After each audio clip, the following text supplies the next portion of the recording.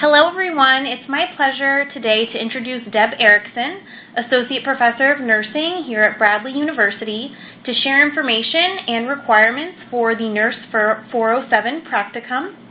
Deb will speak to timelines, due dates, clinical requirements, preceptor packets, and tips for finding a preceptor in this deep dive presentation today. So without further ado, I would like to turn it over to Deb.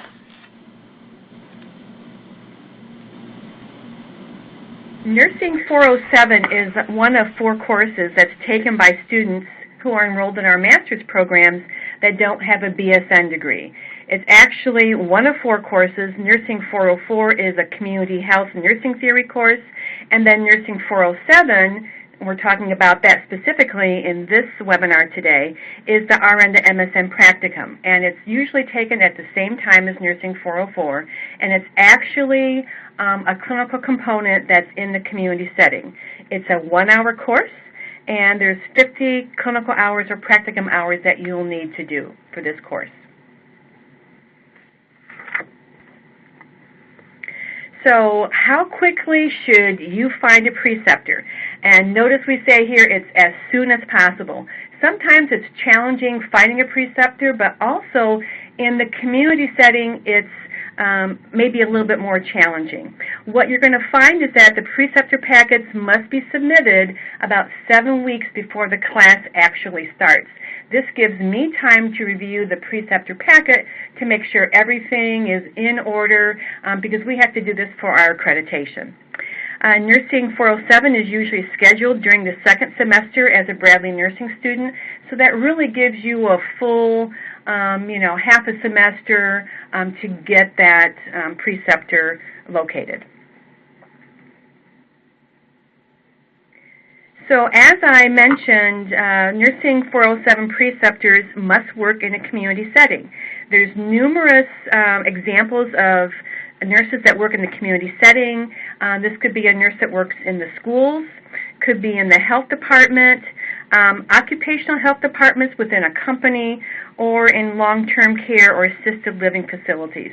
So let's talk about those a little bit more, and you can refer to your clinical packet in your master's level, either FNP program or nursing administration program. It'll give you some more information about these types of preceptors.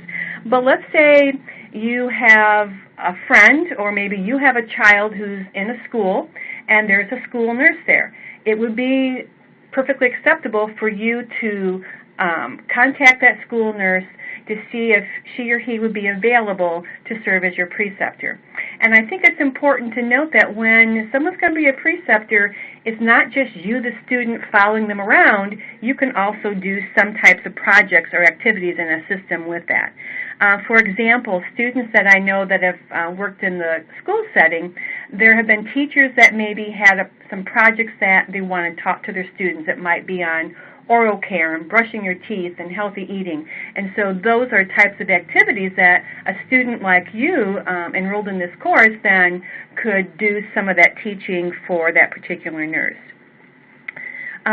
Talking about the health department, again, there are different types of activities that you could assist with as a student in that setting. You could assist with some types of teaching for maybe new moms. You could assist with immunizations and screenings. You can work on disaster drills. Anything that's available that they have for you that you could work on, that would be great.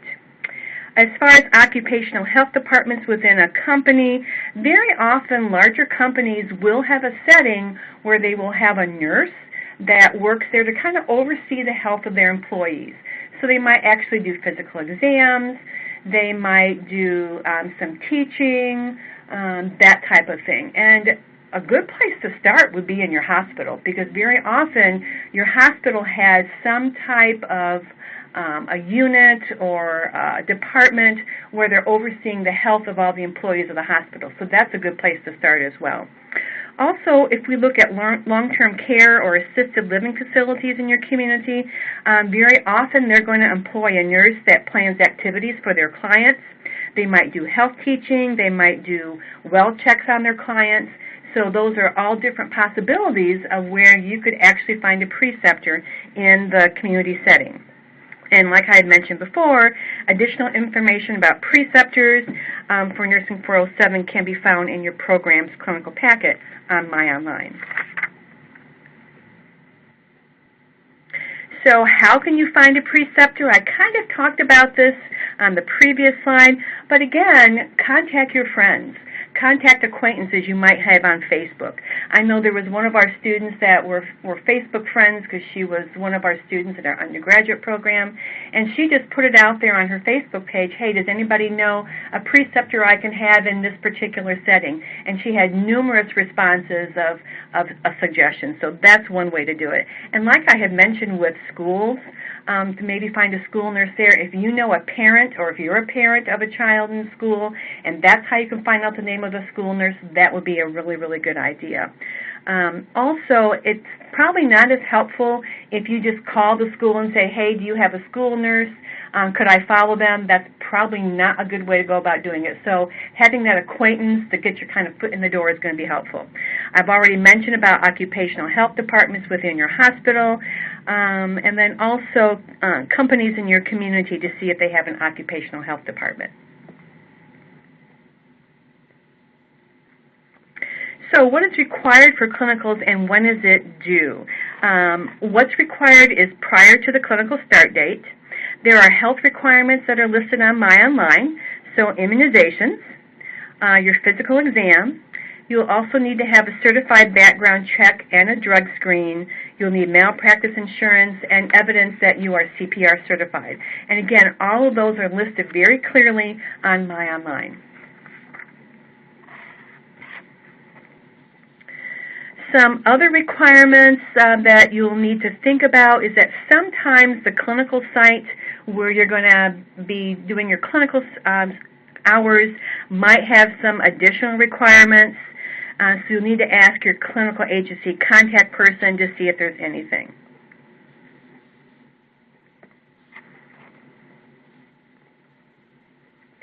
So what is required for clinical and when is it due? Again, it's prior to the start date.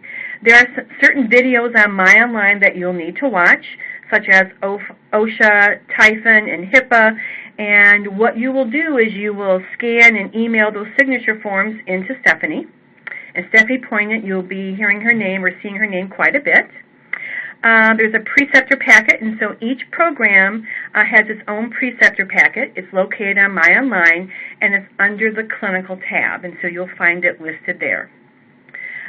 Some contents of the clinical packet will be the initial agreement, and so your preceptor needs to fill out that and sign it. There are also some precepting tips that are also available for your preceptor, and there's also an evaluation form. All of our students need to have a clinical agency agreement completed wherever they're doing their clinical agency, and so you'll be working with Julie Schiefling, our credentialing coordinator, to complete that. So we'll need to do that as soon as you can.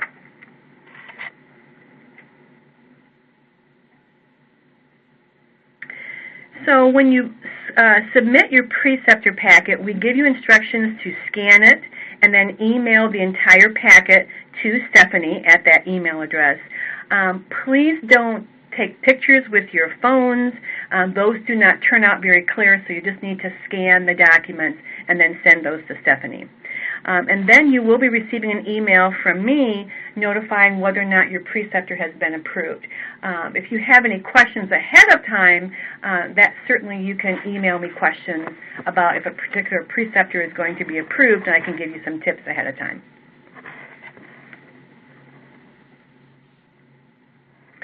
So when do you start clinical, and what is your schedule going to look like? Once you've received my email letter that your preceptor has been approved and your clinical agency agreement is complete, then you're just going to discuss your clinical schedule with your Nursing 407 instructor. And as far as what your schedule is going to look like, that's determined by you and your preceptor. So it's all individualized, and you will just want to complete the 50 hours in that one semester. So a total of 50 hours. Some commonly asked questions. What if I know a nurse who's willing to be a preceptor, but she doesn't have a master's degree? Could she still be a preceptor for Nursing 407? Depending upon the potential preceptor's work experience, she or he could be a preceptor for you. They don't necessarily have to have an advanced degree. For example, depending upon what state in which you live and the school's requirements, for example, a school nurse may not have to have a master's degree. Maybe they have a baccalaureate degree. And so, again, if you kind of run that question by me in advance, I'll be able to help you with that so that you're not preparing a preceptor packet for someone that won't work. Also, the second bullet here talks about looking at your hospital's wellness program. Sometimes you're going to have a nurse that's in charge of that, but it also might be someone who has a degree in like community wellness. And I know that I did approve a preceptor for this past semester where a student had a bachelor's degree, but she did all the kinds of things for this community in the hospital, and the student was really engaging in those activities in that community setting.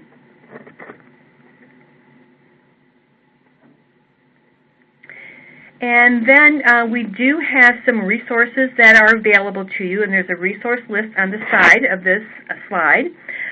We do have PDFs of the agreements that you're going to need. So the preceptor agreement, your clinical agency agreement, all those are available on My Online, but they're also, you can click on the right-hand side of this slide to get to that information as well. There are also clinical packets that are available on My Online. So if you go to My Online, and on the left-hand side, click on Clinicals, and then you're going to see the clinical packets. So Nursing 407 can be taken by students who are in the MSN Admin program or the MSN FNP program, and there are specific clinical packets for each of those tracks. So I wish you good luck in finding your preceptor for Nursing 407.